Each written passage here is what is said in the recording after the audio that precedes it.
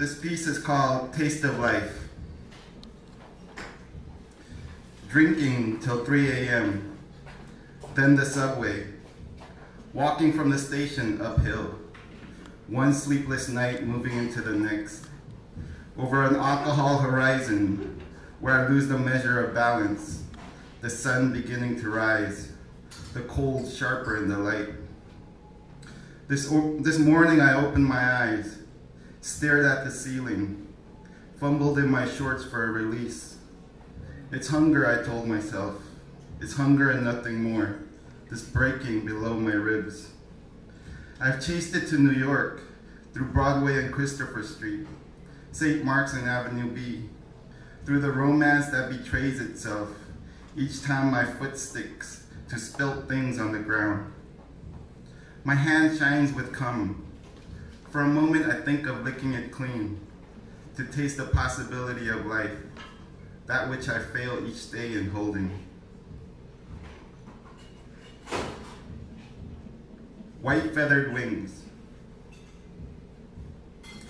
Gathered around the chopping block, we waited, hiding behind our parents' legs, peeking past their hips and at each other, at the rusted axe leaning on the flat tree stump.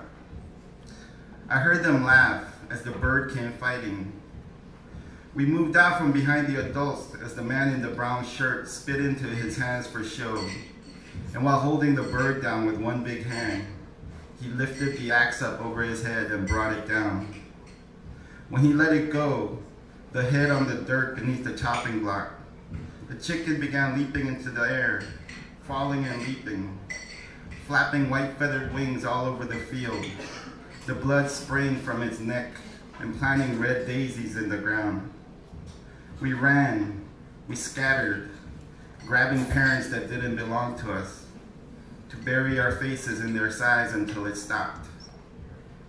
There was a fire large in the pit, and men drunk under the mango tree, and I ran away and sat on the bumper of a brown station wagon, trying to figure out what my father had meant in the car that morning when he reached over and tucked some loose hair behind my ear, and it told me to say goodbye to my friends because we were leaving for America.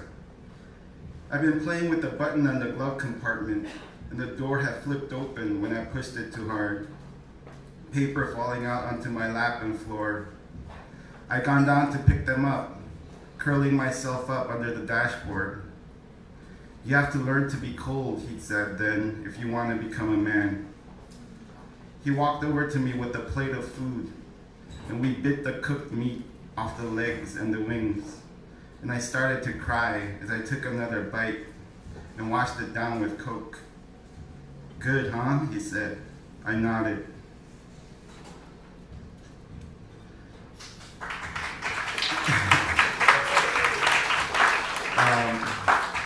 That was written by the Ocelot. Tides. White boy Joel called our neighborhood a ghetto and swam in his pool hidden behind tall walls, splashing water loud enough for us to hear.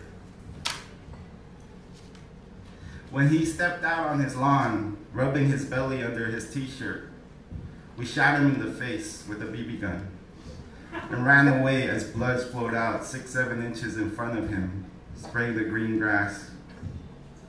We went to See's Candies on the corner of Wilshire and Oxford to see Alice in her See's Candies uniform, but she wasn't there. The other girl working kept crying, telling us that Alice wouldn't be back for a while, and she gave us some coffee and butterscotch suckers when we left. At home, my father chased me around the apartment with the bat that night, yelling, "You want to kill somebody? I'll show you how to kill somebody." I lost him around the couch and ran out the back door and sat on Nick's porch where dog-faced Cassie told us Alice was raped by 5 friends on the beach. We smoked another joint and went home. And one day I told my father I was leaving, and he sat up in his bed and cried, and we wrapped clumsy arms around each other like two boys in love. But it was too late or too soon for such things. And outside the world, the sun is shone upon me, is shone upon me. The sun is shone upon me. And somebody walking by kicked me on the head to wake me up on a San Pedro sidewalk. Empty bag of fries in my hand. I went down to the beach and watched the wave roll in and out, the foam dissolving, the water shining under the sun. My feet sank in the sand, thinking of my first grunion run, how we pulled them out of the wet ground, stealing time before the water returned, until there was nothing left but holes that would also disappear. And I knew somewhere in front of my eyes there was supposed to be beauty, the small flawless things that hold God, but I couldn't see them. They had left with the tides with promises to return. I walked down the beach, the water swaying to my right. I kept walking toward home, to wake my father once more, to ask him to show me how to die.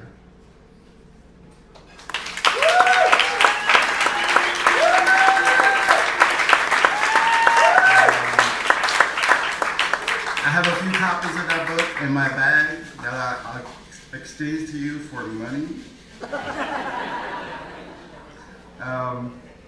I've been working on a new collection called Abduction. I wanted to tell sort of like my life story through alien abduction mythology. It was sort of the only way I could start writing about the miscarriage my wife and I had. We didn't have a miscarriage, it got abducted. So that's how it started. So these are the poems I'm working on. Feet bare. As soon as I type these words, the world around them will disappear, except for 2 trees poking out from the snow, silent like Central Park in winter, where they say I will find such peace. But all there was an inexplicable fear of losing my heart to the motion of my legs. Last night at 2 a.m., I opened my eyes when I searched for her once more, on the wrong side of myself. Darkness can't be blamed for the wanting of wrong directions. I got up for water, walking through this on feet cold on concrete, thinking of Father who always told us, all ill comes from bare feet on pavement, from skin touching winter. It is here, Father, and I have forgotten how to cover my stains. I have forgotten what it is I wanted that morning you sat on the black leather couch, watching the Twin Towers burn on TV. As I stood behind you, the letter in my hand, wanting you to be proud of me 10 years too late.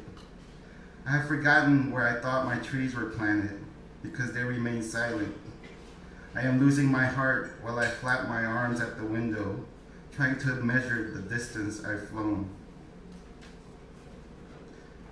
Bunker. I don't know if everything they told me is true, about statues carved in stone that blinked in the Chilean sun, about grandfather's deal with the Russians to save the family as the communists came. These are questions I allowed myself to forget in '99, soon after Mom asked me what she should do about the tumor in her stomach. It's a Monday for all of us, sons, fathers, street sweepers, to forgotten things on the pavement, a box of books, most of them intact, on 7th Street. They only taught me what were given to them, this ability to spill inward, to hold our blood inside us in bowls made from hollow trees, until the weight of what survives us gives us comfort. He, my mother too, wanted me to learn to keep my eyes on the ending, to call death by a familiar name, giving me God so I can embrace it.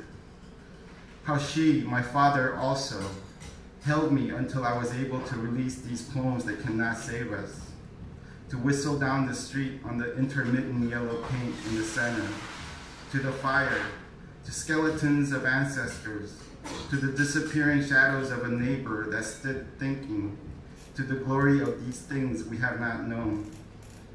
It's a Monday, but how can I speak of the sky, a blue that isn't blue, when we are in the basement food court of a Koreatown mall, eating spicy burnt rice from stone bowls, sitting in these end of days, in this bunker beneath the world we have fought to love, as he keeps himself from smiling at me, a bunker that will not hold forever, but long enough for her to drop seaweed on my food with her wooden chopsticks, long enough for me to protest.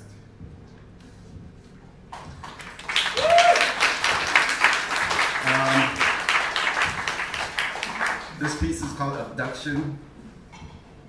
This time, the winter of '74, a year before we started running, it was always winter in that place I can't quite recall. I have spoken of this before, of the time I wandered through the nameless streets in Seoul, paper money crumpled tight in my right hand, the tips of the fingers of my left hand sliding on the surface of wall and steel gates, trying not to lose contact, because it's this thing that touches my skin in daylight that guides me home, this surface until the end where I lose myself at the fallen snow. The point is not that my mother found me, but the details I have so far left out.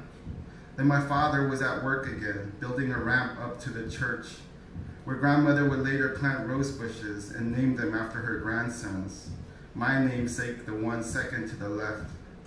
My brother and I would run to them each Sunday morning, up the zigzag of the concrete ramp that father would eventually finish, to stand in front of them, comparing the growth, how I waited for my name to grow taller than the world as I pulled at the hem of mother's blouse. Nor is the point the cracks on the asphalt that appeared after the snow, to swallow the regrets of a city in January as a voice abducted me around the bends. This is not the lie I expected, attempting to put into words the sparrow that kept returning each morning to our balcony in our sunlight, promising us a child, a daughter, leaving a note as the dog barked, with the name we were to give her. How do I say these things? I am what remains of the things I chose to cherish, and I join my family once a month, and we redo what we always have done to bear it, tell each other new stories of old ghosts and shadows, as mother entwines her short fingers and tells us that dream, that one about the ocean and the waves rising like cypresses, and the spaceship that has come for her since she was a child.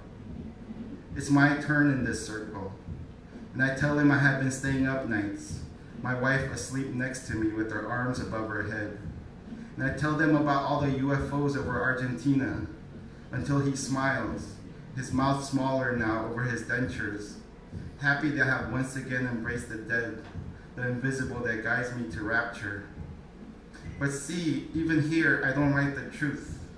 I don't even begin to tell them about that Sunday at the emergency room, walking through the hallways, my fingers touching the surface of things, tables and curtains, walls and telephones, to find her there, sitting on a metal bed, somewhere between laughing and crying, the sparrow having come and gone with what it had gifted, my left hand on her thigh covered in worn denim, my right one in a fist around a name. Thank you.